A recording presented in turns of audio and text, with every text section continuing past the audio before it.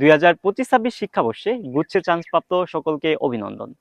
এখন তোমাদের মাথায় বেশ কিছু কোশ্চেন ঘুরপাক খাচ্ছে। তার মধ্যে অন্যতম হচ্ছে আমার জন্য কোন সাবজেক্টটি ভালো হবে, কোন বিশ্ববিদ্যালয়ে চয়েস দেওয়া উচিত, ভার্সিটিতে সেশন জট থাকবে কিনা। এসব কোশ্চেন তোমরা আমাকে বেশ কিছুদিন থেকে মেসেজে করছিলে, কিন্তু সত্যি বলতে তোমাদের সকলকে আলাদা আলাদাভাবে প্রশ্নের উত্তরগুলো দেওয়া আমার পক্ষে সম্ভব ছিল না। তাই ভাবছিলাম কিভাবে একসাথে সকলকে প্রশ্নের উত্তরগুলো দেওয়া যায়।